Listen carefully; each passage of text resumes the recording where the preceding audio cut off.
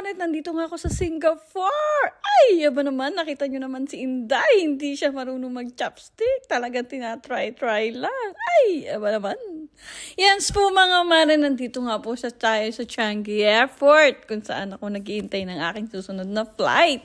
At dito nga ako kumain sa ramen dahil talagang ito ay masarap at sikat talaga ito. Kaya kuhanin natin ang opportunity. And then pagkatapos nyo pong kumain, meron po pala ditong robot na nagkokolekta ng mga tray. Yes po mga mare.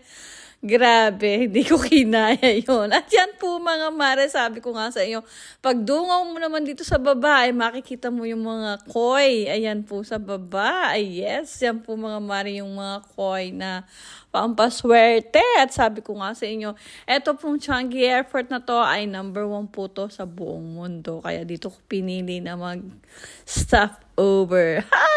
Ba naman? At sabi ko nga po sa inyo, dun po sa dulo na yon itong aking pinagtatambayan ay nandun po yung butterfly garden at pupuntahan po natin siya after po nito. Kaya sabi ko nga sa inyo, kahit ilang oras pa kayo dito ay hindi kayo maiinip dahil napakaganda po ng airport nito. At yan nga po sabi ko nga sa inyo mga mare, is nakakatuwa naman na bubusog yung iyong mata sa dami mong nakita. Ayan mga mare, tara, let's go na tayo dito sa butterfly garden. Ayan lang po siya. At makasunod lang po ng mga farm dun sa may koi sa baba. At nandito tayo sa 2nd floor.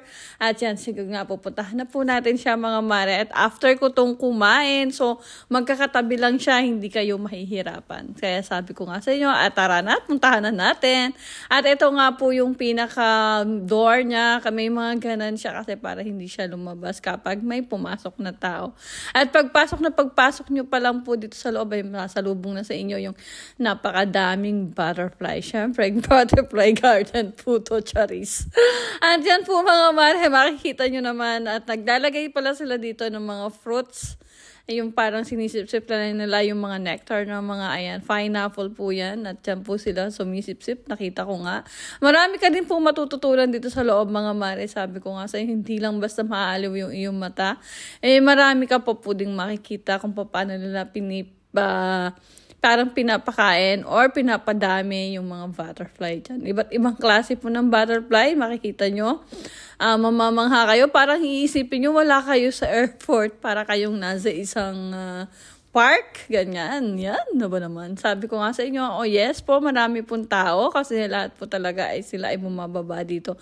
At yes po, may mga mare, may mga pagganyan sila, yung para siyang tayong nasa falls. Ay, ba naman? Sabi ko nga sa inyo, sulit yung pagstay nyo dito at napakadaming ang tao, pero hindi naman ganon kadami, as in tama-tama lang. At yan, makikita nyo, marirelax kayo after yung kumain ng ramen, ay dito naman po kayo sunod na pupunta. Sabi ko nga sa inyo mga mare, is napakaganda ng aking vacation, talagang as in success. Yun lang po mga mare.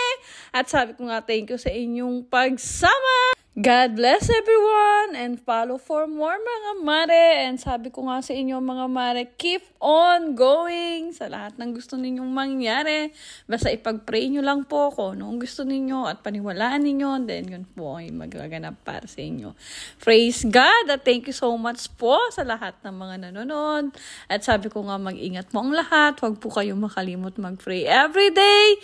At yun lang mga mare. Bye! See you sa next.